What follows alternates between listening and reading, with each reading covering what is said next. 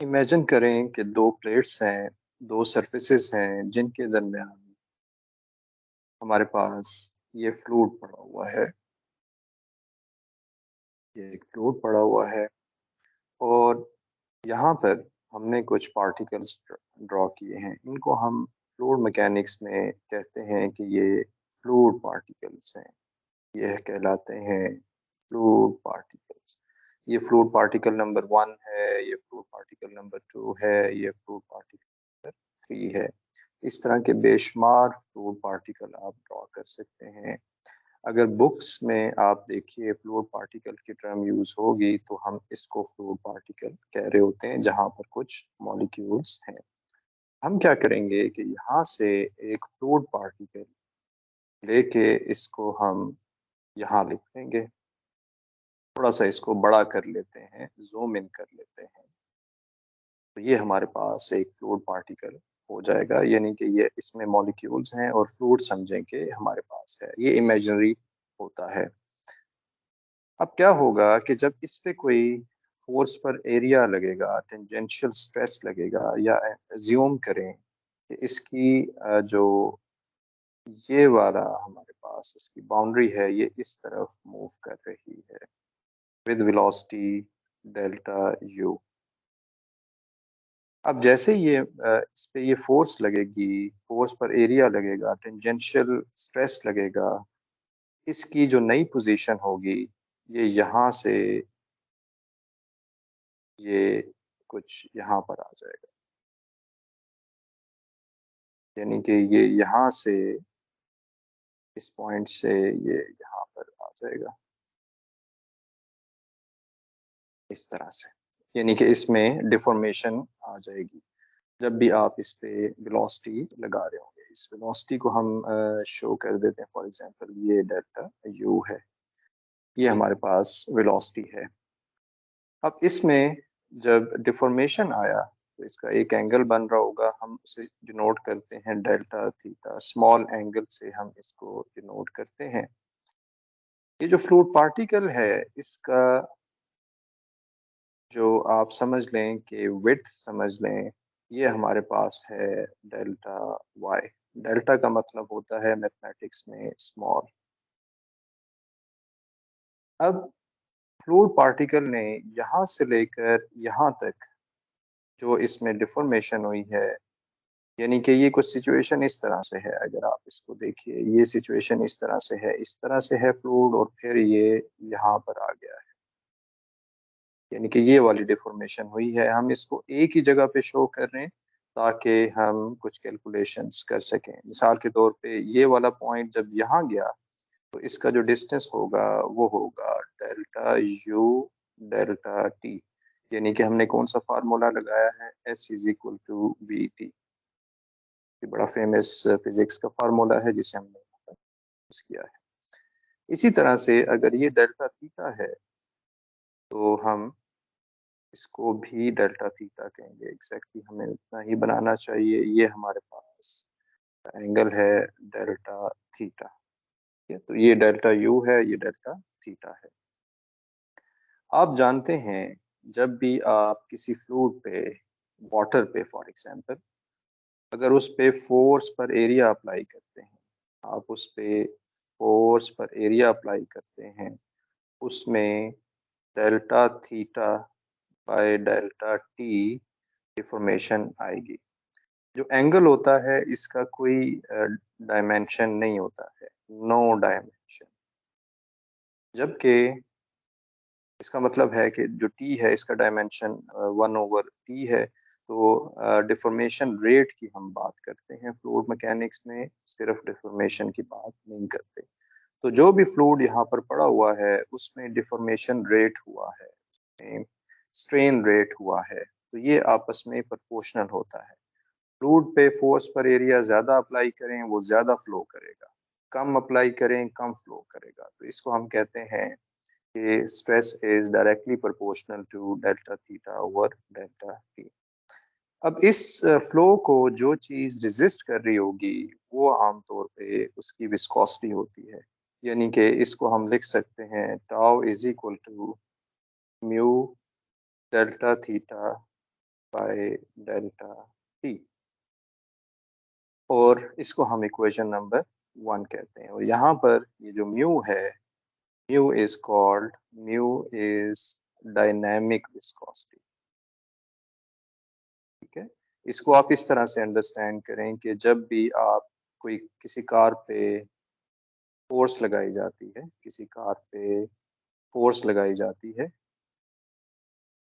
उसके एक्सेलरेटर से फोर्स लगाई जाती है, तो उसमें क्या होता है, एक्सेलरेशन होती है। तो इस फोर्स और एक्सेलरेशन का जो रिलेशन होता है, इसको जो चीज़ इफेक्ट कर रही होती है, वो इस कार का मैस होता है। बड़ी गाड़ी फोर्स और उसमें एक्सेलरेशन अकॉर्डिंगली चेंज होगा। ठीक है, तो ये हमारे पास जो है, इसको हम लिखते हैं F is equal to M A. यहाँ पर भी हमें मैथमेटिक्स में कई जगह पे इक्वलिटी के लिए रीजनेबल हमें कोई कांस्टेंट लगाना पड़ता है, और यहाँ पर टाउ और delta theta by delta T को जो चीज़ इफेक्ट कर रही है, जो चीज़ इसमें डिफॉर्मेशन को कम या ज़्यादा कर सकती है, वो विस्कोसिटी है बेसिकली। इसको हम कह देते हैं कि ये इक्वेशन नंबर 1 है। इसी तरह से अगर आप इस फिगर को देखें, तो इस फिगर में ये हम ट्रायंगल एक अलग कर देते हैं। इस फिगर में ये ट्रायंगल हम अलग कर देते हैं। ये होगा डेल्टा यू डेल्टा टी, ये होगा डेल्टा वाई साइड होगी, और ये हमारे पास होगा डेल्टा थीटा। हम क्या करेंगे कि यहाँ पर टेंजेंट का फार्मूला निकालेंगे। Tangent delta theta is equal to delta U delta T divided by delta y.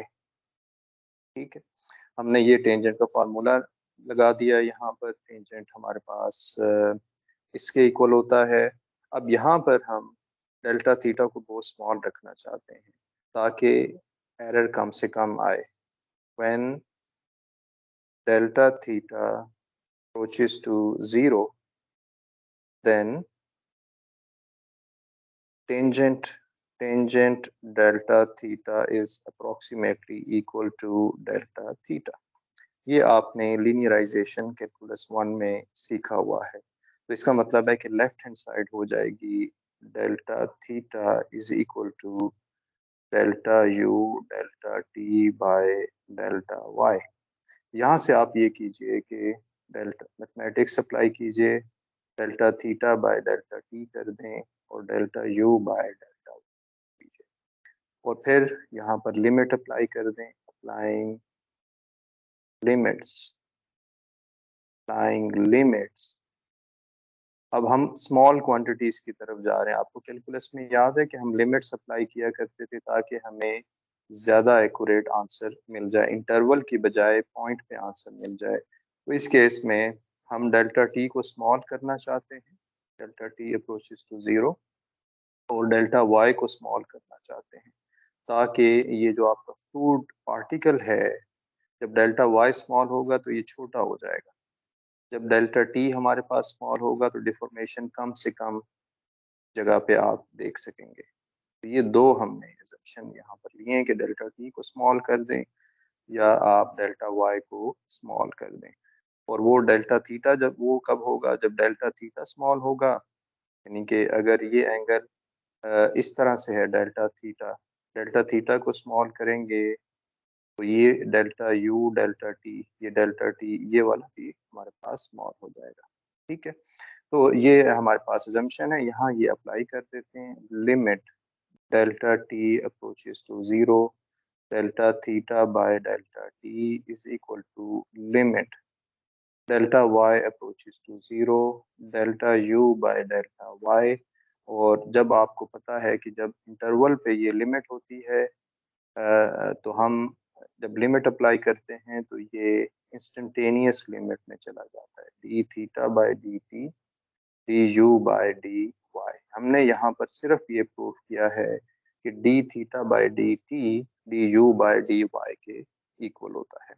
और इसको जब हम पुट कर देंगे, पुट इन इक्वेशन 1, इक्वेशन 1 में ये वाली इक्वेशन 1 है, यहाँ पर पुट करेंगे तो म्यू, आप देख रहे हैं कि यहाँ delta theta by delta T है और यहाँ D theta by d T है। ये कैसे पुट कर सकते हैं?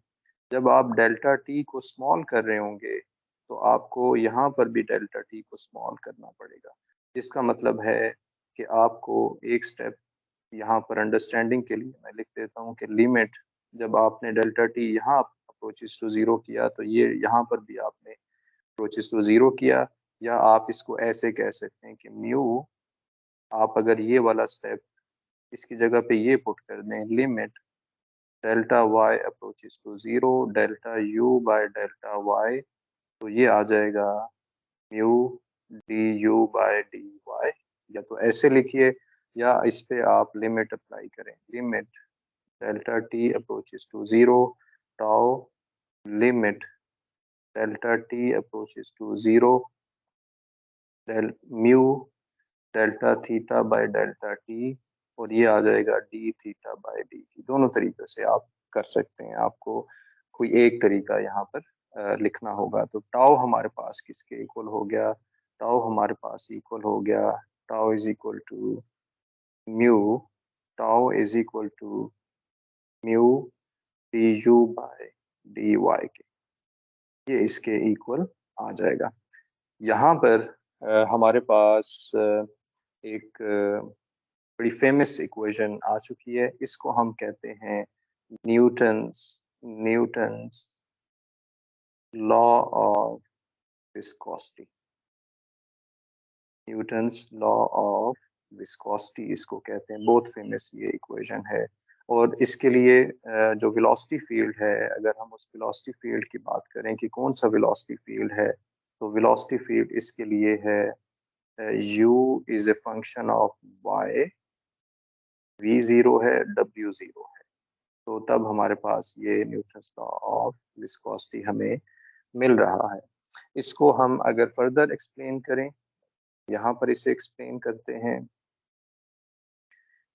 हमारे पास है tau is equal to mu d u by d Y.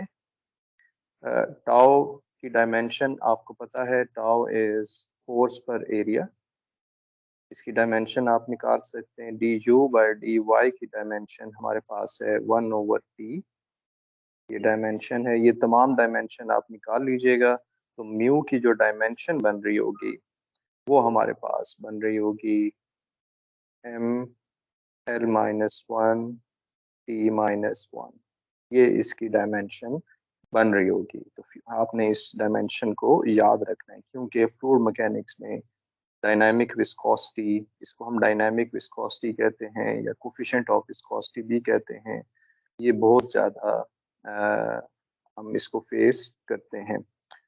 इसमें एक चीज़ मैं यहाँ क्लैरिफाई कर दूं कि जो d u by d y आमतौर पे स्टूडेंट ये समझ रहे होते हैं कि अगर u है तो ये x डायरेक्शन में होगा, ऐसा नहीं होता। इसको आप इस तरह से अंडरस्टैंड करें कि हमारे पास अगर दो प्लेट्स हैं और अपर प्लेट मूव कर रही है विद सम वेलोसिटी और लोअर प्लेट फिक्स्ड है, तो अब क्या होगा, इसका जो वेलोसिटी फील्ड है वो कुछ ऐसे बन रहा होगा, कुछ ऐसे बन रहा होगा। अब आप देखें ये वेलोसिटी यहाँ पर कम है, यहाँ ज़्यादा है, यहाँ उससे ज़्यादा है, यहाँ इससे ज़्यादा है, सो ऑन। और ये वेलोसिटी जो है यहाँ पर मैक्सिमम जितनी वेलोसिटी इसकी होगी इस अपर प्लेट की, वही वेलोसिटी जो स्टिक हो चुका है फ्लूइड उसकी वो वेलोसिटी होगी। तो ऐसी जो वेलोसिटी है, आप देखें ये किस डायरेक्शन में, ये वेलोसिटी की डायरेक्शन क्या है, यू डायरेक्शन है, यू डायरेक्शन है, लेकिन चेंज किस डायरेक्शन में हो रही है, वाई डायरेक्शन में चेंज हो रही है। तो इसका मतलब है कि हमें यू का change with respect to y देखना होगा, इसलिए यहाँ कभी भी d u by d x नहीं आया करता। Thank you for watching.